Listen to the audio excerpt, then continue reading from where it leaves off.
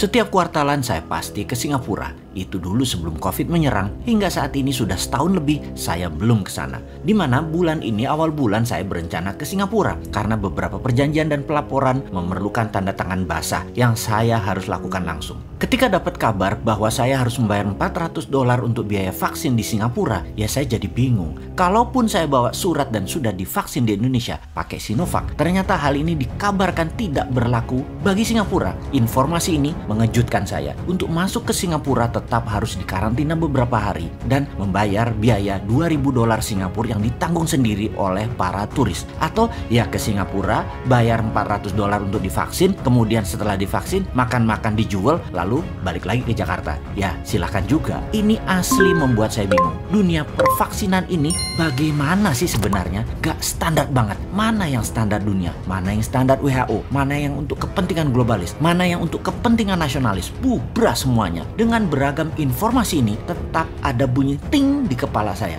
Bener deh, semua ini bagi saya orang yang bodoh ngaku pintar ini langsung saja mengambil kesimpulan. Apapun keputusannya, sepertinya ada sebuah grand plan bagi semua manusia untuk tidak lagi bisa dengan mudah melakukan cross border country, menyeberang ke negara satu dengan lainnya untuk waktu yang lama. Manusia di lockdown di negara masing-masing. Menyeberang ke negara satu ke negara lainnya sampai 1 hingga 2 tahun ke depan seperti dulu lagi itu dibatasi. Hal ini pastinya akan membuat ekonomi dunia slowing down. Kalau ekonomi dunia melambat, bergerak turun, ini berbahaya. Bagi pemikiran old mind, ini berbahaya. Bagi yang tidak peduli, ini lebih berbahaya. Bagi yang tidak paham, lebih ambiar lagi. Apalagi yang tidak paham dan tidak peduli adalah yang punya power bernegara seperti para politikus dan pejabatnya. Namun bagi new mind, ini adalah peluang. Inilah yang kita nantikan untuk menatap perekonomian, kesehatan, dan kedaulatan bangsa Indonesia. E-rupiah dan digital payment serta printing money ambil momentum sekarang. Saya tahu sekali di pejabat negara saat ini banyak yang menantikan keberanian pejabat terasnya untuk bertindak ala new mind. Sabar ya, kita ini para new mind siap kok berkontribusi untuk negara. Oh ya, ini juga bukan mentang-mentang Bosman punya emas digital payout system yang namanya dinaran loh ya. Kita ngomongin mempromosikan e-rupiah dan digital money, bukanlah. Tapi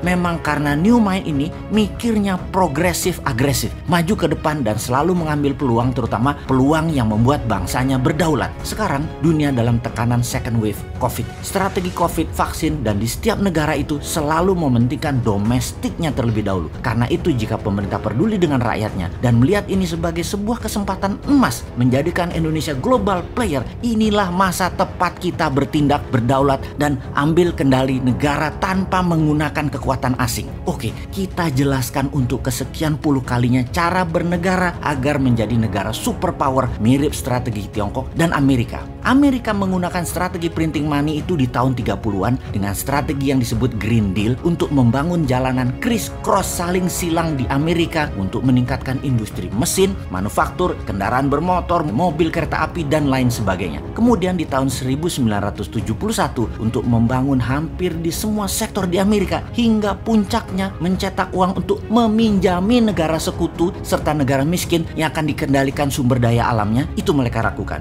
Dicetak dolar dengan underlying oil atau disebut dengan petrodolar adalah awal dari percetakan dolar secara masif di awalnya di tahun 70-an tersebut. Hingga saat ini 65% uang beredar di dunia di luar Amerika adalah dolar. Tiongkok meniru sejak tahun 1989. Dalam 20 tahun hingga tahun 2008 Tiongkok membangun gila-gilaan negaranya, membangun dam, jaringan listrik, power plant, jalanan, perumahan, pertanian, teknologi, dan jutaan industri rumahan untuk membanjiri dunia dengan produk-produk Tiongkok. Semua ini menggunakan renminbi yang hanya beredar di dalam Tiongkok. Sekali lagi, ini harus huruf besar dan kapital, beredar di dalam Tiongkok. Jadi kembali ke peluang Indonesia ke depan bagaimana? Lakukan apa yang Amerika lakukan, lakukan seperti apa yang Tiongkok lakukan. Printing money berbasis 100% produk lokal untuk industri, manufaktur, dan produsen barang. Semuanya menggunakan e-rupiah dan digital payment system. Pasti di tahun 2045 Indonesia negara superpower. Wah, ini ora jal.